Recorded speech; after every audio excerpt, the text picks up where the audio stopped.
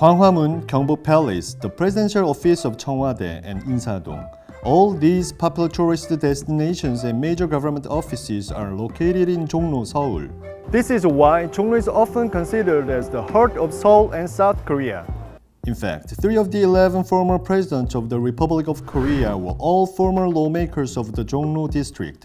Thus, Jongno is also regarded as a symbolic constituency in South Korean politics, a place where key political heavyweights are elected. This explains why such big shots as former Prime Minister Lee Na-kyun of the ruling Democratic Party and Hwang Kyo-wan, chairman of the main opposition Liberty Korean Party, chose to face off in Jongno. Lee and Hwang were the top candidates of the ruling and opposition camps respectively, based on a preference poll for the next presidential candidate. This week, Korea Now will look into the Jongno big match between the two giants for the upcoming April elections in South Korea. The 68-year-old Lee, the first prime minister of the current administration, is from the liberal stronghold of Honam in the country's southwestern region. Lee is a former journalist and four-term lawmaker. He entered politics based on his ties he formed with former President Kim Dae-jung while covering politics as a journalist.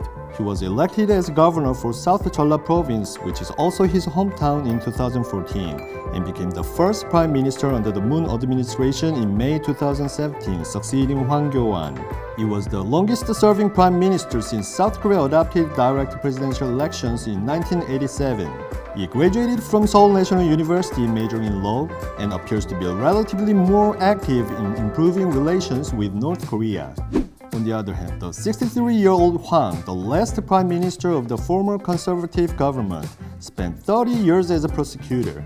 Hwang is widely known as a champion of the national security law, which prohibits sympathizing with or circulating the communist ideology of North Korea. He served high-profile posts, including Justice Minister and Prime Minister in the previous administration. He also served as acting president of South Korea following the impeachment of President Park Geun-hye in early 2017. Hwang has been leading the conservative opposition party since February last year. He is from Seoul and a graduate of Seongkyungwan University in Jongno with a bachelor's degree in law. With this year's general elections expected to act as both a midterm evaluation of the current Moon administration as well as a preliminary battle before the presidential elections 2 years from now, all eyes are on Lee and Hwang in Jongno. Regardless of who wins the Jongno match, the winner will instantly stand as a leading contender for the next presidential elections. In particular, if the winner is Hwang, it seems inevitable that he will challenge Moon's leadership for the rest of his term. What are your thoughts on this? Please let me know in the comments below, and thank you for watching Korea Now.